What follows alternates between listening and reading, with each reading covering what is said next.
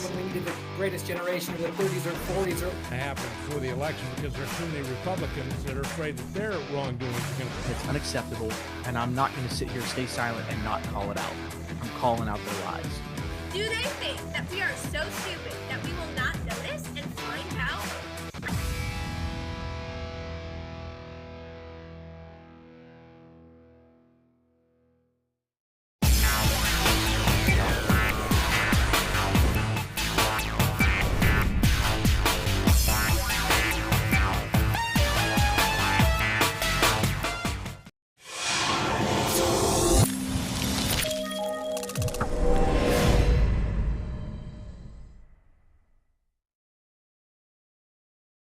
Are we live? There we are. Yo, it's Thursday night. It's 7:32, but we are here. We are live. That intro took me by surprise too. I wasn't ready for that. I don't think anybody was ready for that. Maybe we have to switch. I'm not quite sure. We're live everywhere tonight. We're on YouTube. We're on Facebook with ramtv.live. We're on Here's My 2 Cents on the YouTube. 2 Cent KSJ over here on the TikTok. If you're going to be over here on TikTok, at least tap that screen. We got some really cool news at the end of the show. We're going to do the whole teaser thing. You got to stick around. You got to listen to me for a solid 30 minutes. I got some really, really cool news. It's only going to be over on the YouTube. You're going to have to come on over with me. If you tell me I'm the man here, come on over to YouTube. Tell me I'm the man over there. Take a look at the set. What do we think? What do we think? I need feedback. There is a built-in joke in here somewhere. I need someone to identify it for me. Juan didn't catch it, but if you do, he'll put it up on the screen or what your guesses are, what you guys think it is. There's a built-in joke here. If you guys can find it, we'll put it up. If you guys think you know it, let us know. So it was a bit of smoke and mirrors before. There was a transition from one space to another. So I thought I was slick and I would use a green screen. I think it was okay-ish. Yeah, I'm a perfectionist. I just jumped over from TikTok. Dustin, you the man. Dustin came on over. Are you coming over? So we were using the green screen because I've seen others use it and to some level, and I did everything I could to make that look good. And the problem here, sir, would you like some fan art? Absolutely, Chad. If you came over from the TikTok, I want you to write me a message on the side. All my messages are open. And we can interact. We can have some fun.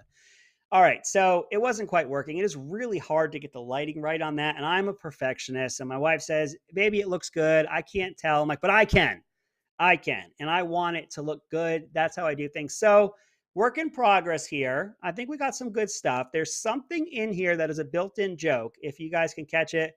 Oh, the Learn to Fly poster. Austin is pretty hot with it pretty quick. I do appreciate that. I'm the type of person that could take a joke, that can rib myself. If you guys don't know, I actually was in a bit of a wreck. My engine died. I was out flying. And D-Mud, thank you for coming on over. And so a bit of a rough landing. I do count it as a landing because I walked away. However, learn to fly. Very, very important. Dustin, hit me up on the side. I want to send you something, okay? I appreciate everybody for being here tonight. We got the new set going. I'm feeling pretty good about it. Bit of a work in progress. I got some of my highlights up there, some of my cool guy stuff. I think it's okay so far. It's the okayest I've got. I think we could do a little bit better. Big topics for tonight. The trucker convoy, I think my take on it is something that might be a little controversial around here, and I'm looking forward to your feedback on it. We're going to talk about the differences in GoFundMe's approach to the convoy and BLM. Let me say it right off the bat.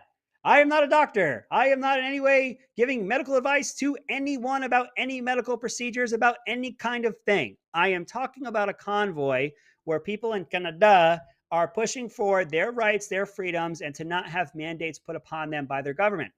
I am not talking about anything medical. I don't have anything to say about it. And if I do say anything, I'm a moron. Don't listen to me. Pretty much. That's what it's going to be. And then we're going to talk about, I think we're talking a little Russia because I got a bit of an anecdotal portion of this that I think applies here. And I got a good secret topic. We're going to hold on to that one till the end, and some really, really big news, some really big stuff. I was talking with my producer. I am that cool that I have a producer. He's not that cool, but he's a little cooler for having known me. And so I'm definitely trying to help. He laughs, but it's because I'm the only one that brings any kind of humor around here. The big one, the Russia convoy. Wings don't fall off. They fall up. Well, Mine got chopped off. They put it on a truck. But anyway, I still got my wings. Came from TikTok, brother. Love seeing you here, Michael, so much. Guys, send this to your friends. Let's grow this platform. Dustin, thank you. You got the joke, so hit me up. I'll send you something. Dustin has some opinions on the convoy. Go ahead and drop them in there, guys. We'll let them fly. We'll let it go. The convoy. So you know your boy. I'm one of those guys that talks to people with whom I disagree. I'm crazy. I'm a crazy guy. And when I talk to people with whom I disagree, there's the thing I do. It's really weird, and not a lot of people do it. I listen. I let the other person actually talk. And I got in a couple of really good conversations lately with people with whom I disagree. And one of the topics was about the convoy. And so, because I'm a weird person and I talk to people with whom I disagree, and not only that, I listen to them. It's not me getting on there with gotcha scenarios or me getting on there with hypotheticals. And then somehow, if you agree with my hypothetical, it then applies to everything else. And I've won.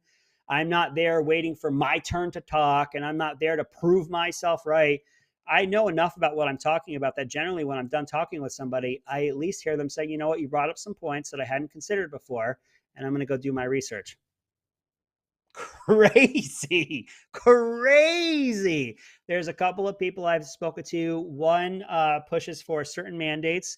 Again, I'm not saying one way or the other if anybody should do anything medical. He was pushing for some mandates, and I brought up some point of views of people. He's a producer of his own show as well. Give me your information, Dustin. I'll be sure to check you out.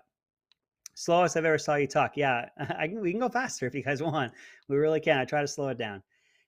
This guy was bringing up mandates and why they were important. I said, okay, I'm not here to convince you of anything.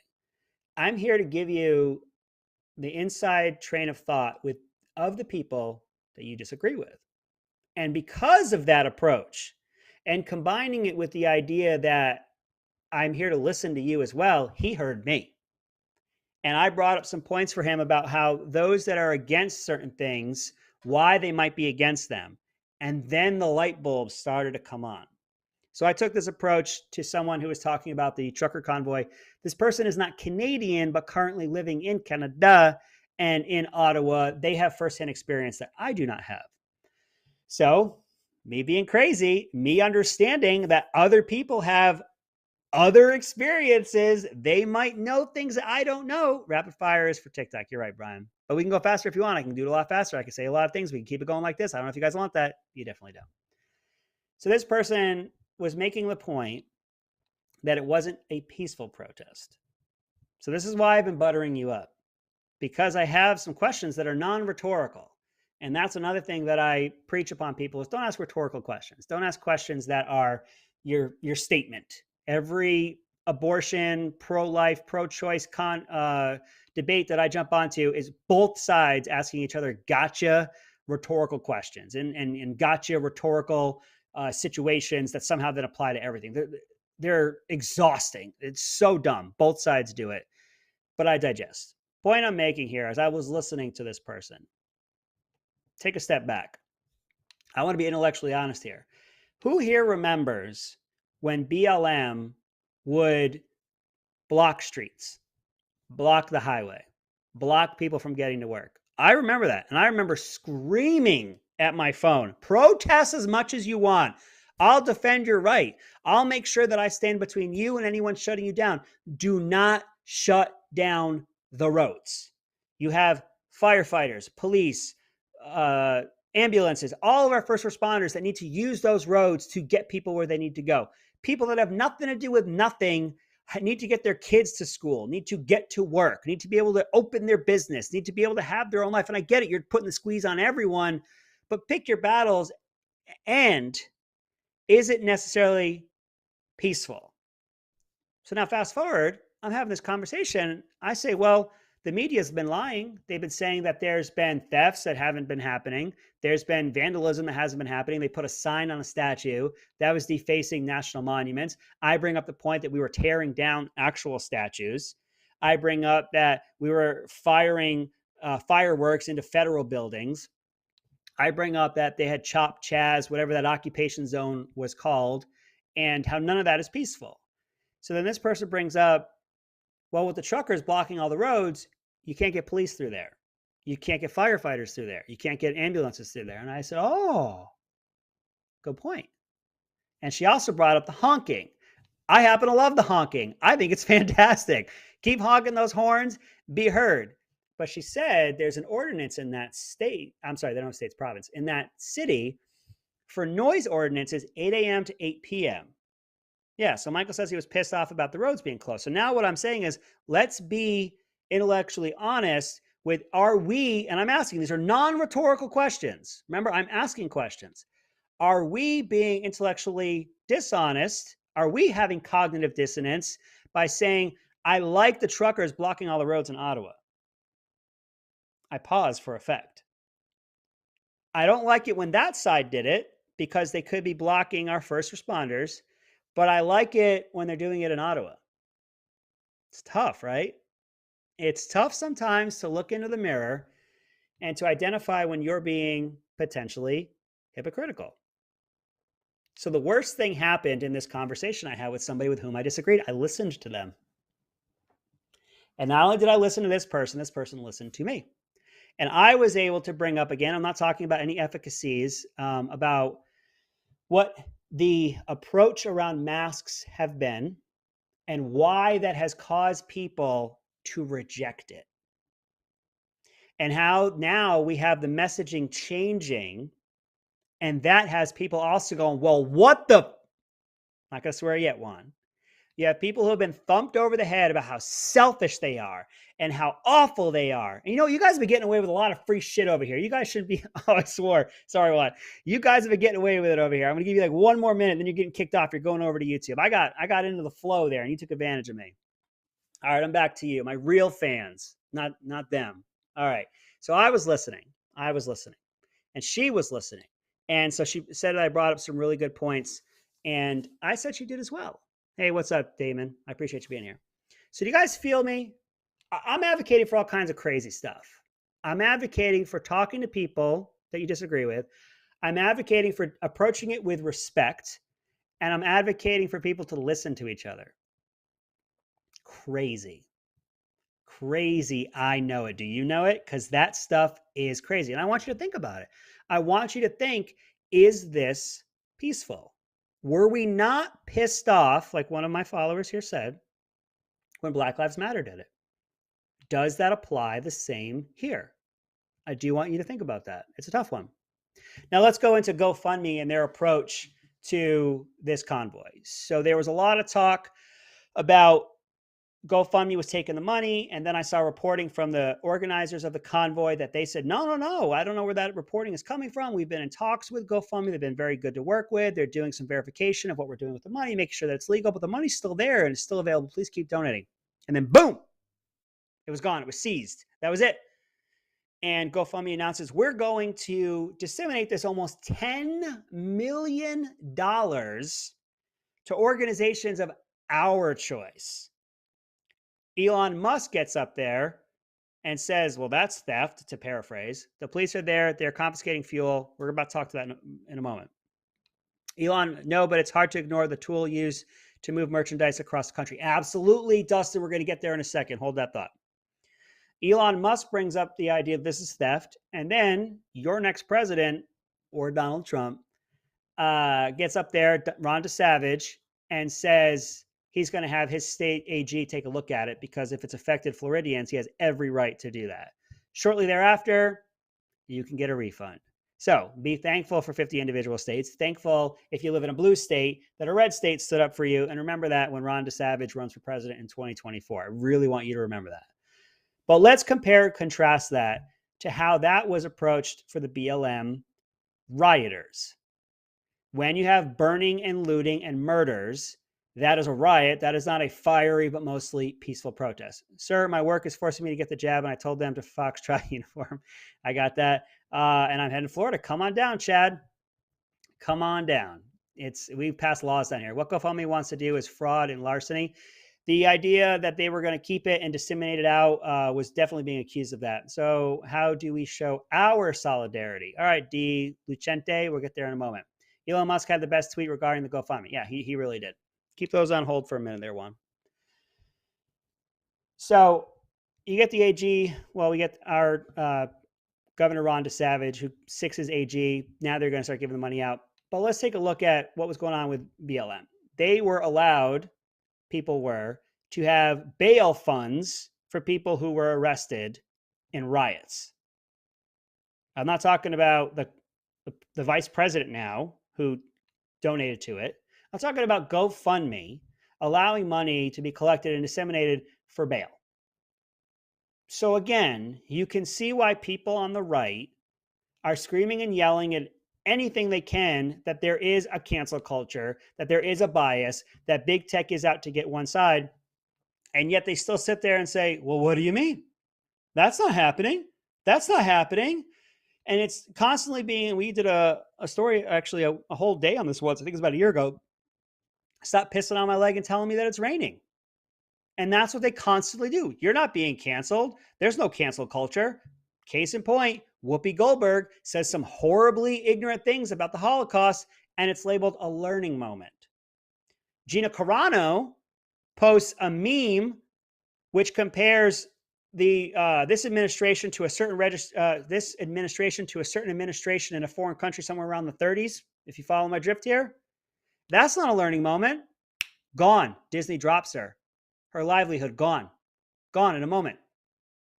So not a learning moment when somebody does it on the right. Roseanne Barr says some ignorant, borderline bigoted comment. Not a learning moment. Whoopi Goldberg says some things that are factually incorrect and borderline anti-Semitic, and it's a learning moment. BLM doesn't have their GoFundMe pages taken down for bail of people involved in riots, but the convoy, which is arguable, and we made a bit of an argument against it, whether or not it's peaceful, they get theirs taken down. So no, stop pissing on my leg and telling me that it's raining. Truckers deliver everything. All right, guys, you're done over here. I love you. Bye. Okay. They've got way too much time. It's like my daughter when she knows that I'm distracted and she gets to stay up later. She's not about to remind dad that it's time for bedtime. They do the same thing to me over there. All right, guys. Touche. So the truckers deliver you everything. I was over here on TikTok earlier. I had somebody say the stupid argument again. OPEC sets the prices of fuel. It's not the president. Okay, because when you're energy independent and you produce more fuel, it then causes OPEC to produce more fuel in order to put the squeeze on our drillers over here. And then guess what? The price of fuel goes down and then everything you purchase goes down in price. So there's that. And when you end leases for federal lands for fracking, and then you reduce the amount of oil that you can drill, it raises the price and then gives OPEC more leverage to raise their price. And when you shut down more efficient ways of transporting oil, such as a pipeline, but you still have to transport it via truck, which makes it more expensive, OPEC can then raise their price. So if OPEC is raising their price, it's partially due to the policies of the United States, which uses over 25% of the world's oil. One country uses over 25% of the world's fuel. So if it's mostly coming out of one region and their greatest competition is us and we turn our pumps off, guess what they can do? They can raise their price. And I'm so sick and tired of this. But it goes into the idea of the truckers. Every single thing you consume comes to you on a truck. I think the truckers have really made their point. I'm a bit conflicted as to whether or not shutting down a city is in fact peaceful. I'm thinking it through. I'm giving it my attention. They wouldn't allow a fund for Kyle Rittenhouse. Good point. Thank you for that. Going back to GoFundMe. I appreciate you guys interacting with me. Lost my train of thought there. So the truckers bring us everything. I think they've made a point. They've made a point because you're now seeing trucker convoys around the world. Of course, the media doesn't want to cover it, but it is happening. It's very symbolic that they're doing it with the truckers. So if they end up getting pushed out of Ottawa for whatever reason, and I hope when it happens, and it's going to happen, that it's peaceful. I hope both sides are peaceful here. I really don't want a fight. I don't want this to get messy. The media certainly wants it to get messy. They want a guy to get stupid and for the cops to be able to arrest him. They want a lot of people to get stupid so that they can say this was violent and you can't back it. If you back it, you promote violence and all the other things that they're going to lie to you about. I hope it's peaceful. They're eventually going to get pushed out. Somebody mentioned the idea of seizing the fuel. That's happening. We're seeing that. Folks are trying to deliver these trucks fuel so that way they can keep their cabins warm and stay there longer. The cops are now seizing it. I don't know Canada. I don't know their laws. I don't know what they could do about that. But it's starting to get seized. I think they're starting to put the squeeze on them. And so here's what I'm proposing. You've been the symbol. You've been the beacon of light. You're inspiring people around the world. And then someone said, well, what can we do about it here? Park your trucks. Leave Ottawa. Don't give them the fight. Don't give them their January 6th moment.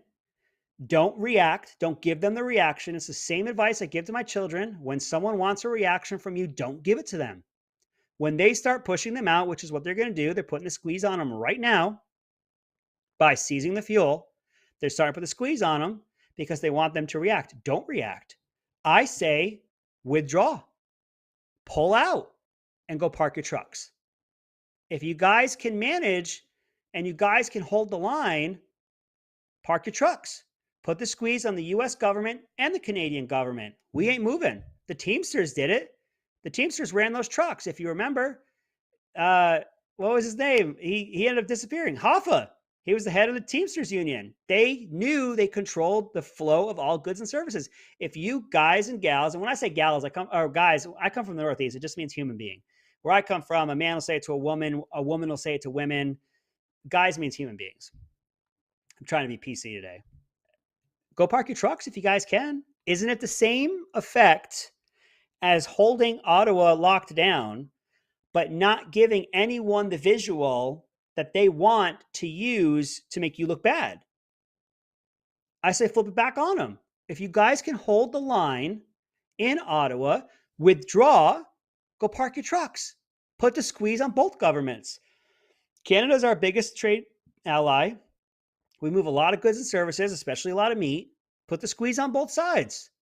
Make them have to lift these mandates. If you're protesting, I don't think there's a more peaceful way. Go park your trucks if you guys can. I'm not telling you to do it. Do what you can do. I can't make someone go protest on my behalf. But if you guys can hold the line in Ottawa, could you hold the line parking it in your front yard? Then it's peaceful. No one can make the argument that you're not following any laws or statutes. No one can make the argument should someone get out of line and cause a fight. No one can make the argument should several people get out of line and potentially start something violent. If you guys can hold the line in Ottawa, can you do the same thing by parking your trucks? You go park those trucks, you're putting an absolute squeeze on both governments. And like I said, you've already been that beacon of light for around the world. Food for thought. I want you guys to think about the idea of whether or not this has been peaceful. It's a question. It's a valid question. And I want you to make sure that you have your integrity and your intellectual honesty here. And I want you guys to think about that and think about what's next. Somebody said, what can we do for solidarity going forward?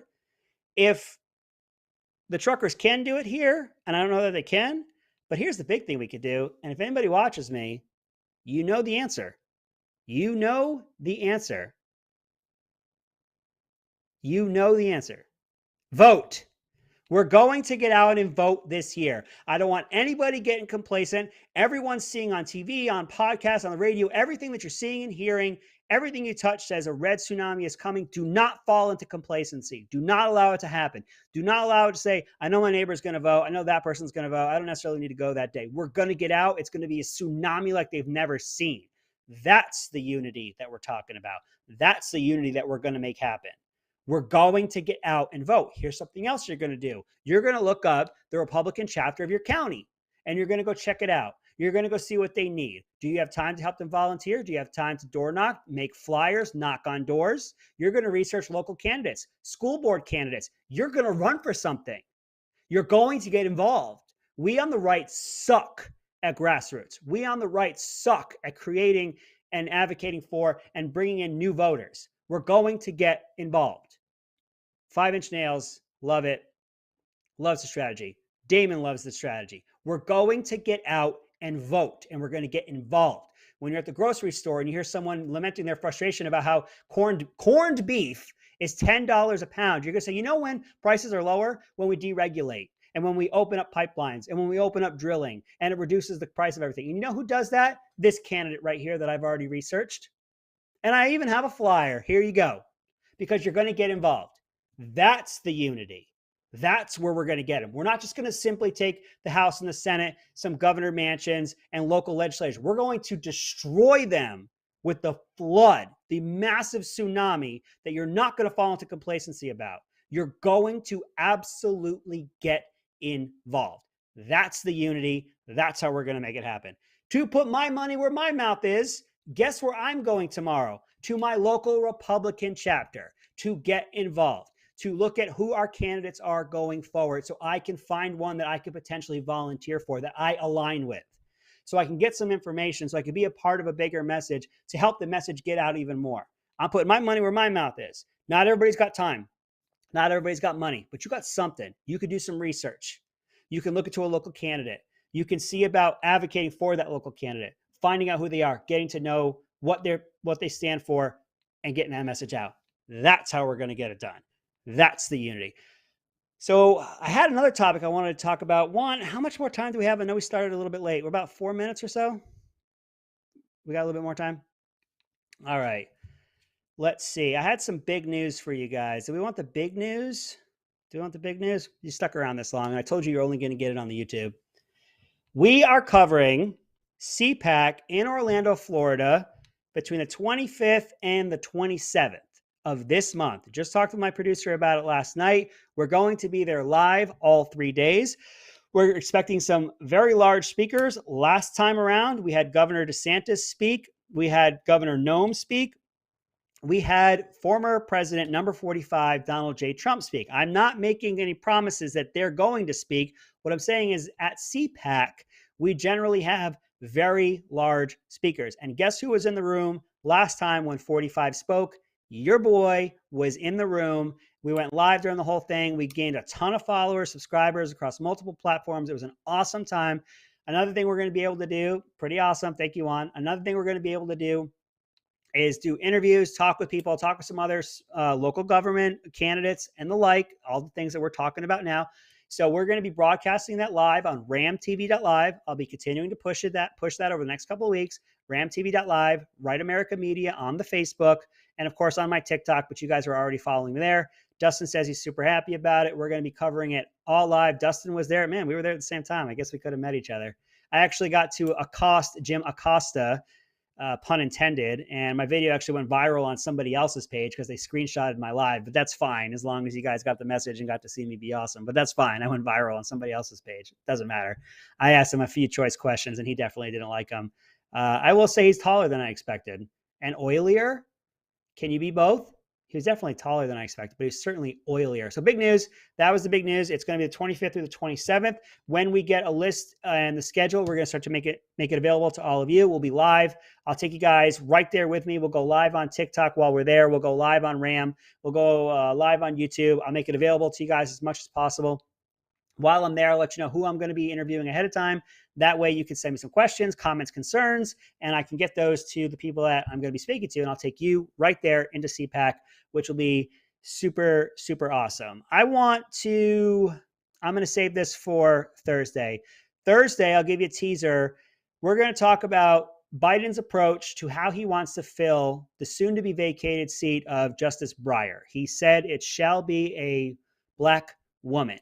Of note, he has previously blocked the appointment of a circuit appellate judge to D.C. who was a Black woman under George Bush, and he threatened to filibuster in order to block her should she be nominated for the Supreme Court. So Mr. I want diversity on the bench blocked twice and threatened a filibuster of diversity of the same two demographics previously under George W. Bush. And the going theory at the time was the Democrats didn't want to lose out on appointing the first Black person, not because they thought they were the best, but because the Democrats want the optics of it. So we were going to touch that a little bit tonight. I gave you just the tip, as some people mentioned. I want you to come back on Thursday. Remember, we're live every Monday night and Thursday night at 7:30 p.m. Eastern. That'll be our leadoff story. I've actually been holding on to that for a little while. I know there's a lot of people who don't know that he did that. I've actually pulled the transcripts, been able to find them when I believe he was on Face the Nation where he outwardly said that. I have not been able to find the video of it. Wonder why. but your boy did find the transcripts of it. So I'll be really looking forward to that. I want you guys there Thursday, 7:30 p.m. Eastern, ramtv.live, and here's my 2 cents. All right, with that, let's get a quick plug in. Are you ready for the big plug, Juan? You got it ready? We are sponsored by MyPillow. That's the MyPillow guy right there. So I want you guys to go to mypillow.com or use that number that you see right there. Your promo code is RAM, R-A-M, Romeo Alpha Mike. You can get some serious discounts by using our promo code. Being sponsored is pretty super duper awesome. I love it. I actually have MyPillow pillow, or is it a MyPillow? And I have MyPillow sheets. They are fantastic. I love them. Please head on over to mypillow.com. Use the promo code RAM. Coming up next, we have KSoK, who is deep in enemy territory of the Pacific Northwest. She's got a great guest for you guys tonight. I appreciate all of you for being here. Have a good night.